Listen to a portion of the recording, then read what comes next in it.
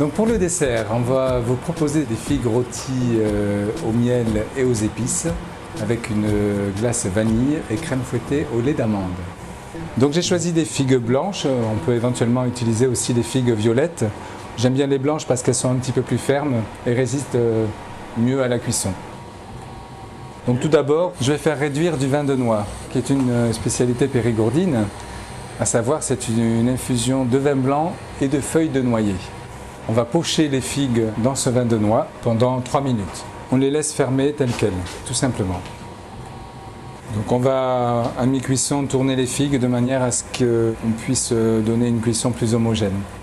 Donc les figues pochées seront bien moelleuses. Nous allons ensuite les ouvrir en croix, en prenant soin de ne pas aller jusqu'à la base de la figue, sinon la figue se coupera en morceaux. Nous allons arroser la figue de miel d'acacia. On peut aussi prendre du miel liquide toute fleur, il n'y a pas de souci. Et nous allons assaisonner les 5 parfums chinois. Donc c'est un mélange de cannelle, fenouil, clou de girofle, anis étoilé et poivre de Szechuan. Ça se trouve dans toute épicerie fine. Nous allons dorer au four très chaud pendant 5 minutes pour leur apporter un petit côté caramélisé et presque croustillant sur le dessus. On va aussi laisser réduire le vin de noix jusqu'à ce qu'il prenne la consistance d'un caramel. Donc je suis originaire de la vallée de la Garonne, entre Montauban et Toulouse, mais j'ai passé l'essentiel de ma carrière à l'étranger. Je suis arrivé à Périgueux il y a 5 ans, j'ai repris cette affaire qui existait déjà. C'est un endroit plutôt simple mais assez douillet et assez intime. Les gens viennent chez moi pour passer un moment privilégié. Donc je suis conscient que c'est un moment important pour eux. Quelquefois, on ne sait jamais ce qui se passe autour d'une conversation, autour d'une table. C'est peut-être l'annonce d'un mariage, l'annonce d'un bébé.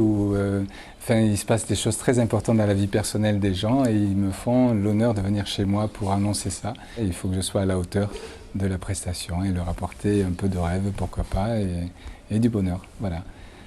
C'est vrai que trouver un endroit avec autant de pierres et de charme, des fenêtres à meneaux, une cheminée du 16e, c'est vrai que c'est plutôt rare. Moi, je me pince le matin quand j'arrive, je me dis c'est mon restaurant, j'en suis très fier, oui, en effet.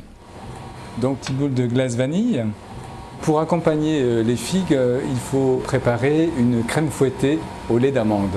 Vous savez faire la crème fouettée, une crème chantilly, on va dire. Donc, on rajoute à la fin simplement le petit parfum d'amande douce. Il existe des arômes d'amande amère.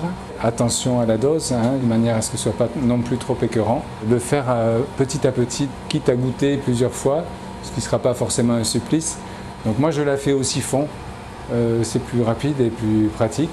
Et en même temps j'aime bien la consistance que ça peut donner. Ça fait quelque chose un peu comme un nuage, une écume, et c'est très très léger, très onctueux.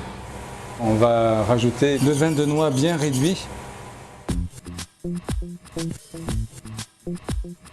Donc voici les figues qui sortent du four.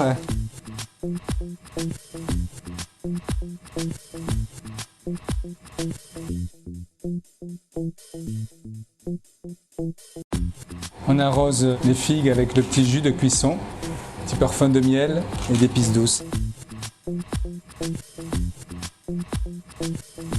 La petite signature du chef. C'est un petit coulis de fraises au tukwai cambodgien.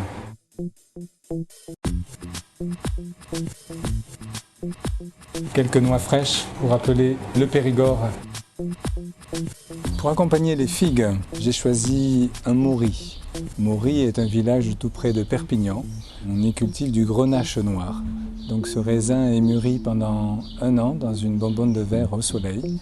Et puis il est mis en bouteille directement. C'est pas du tout passé en fût. Donc que du fruit et du bonheur.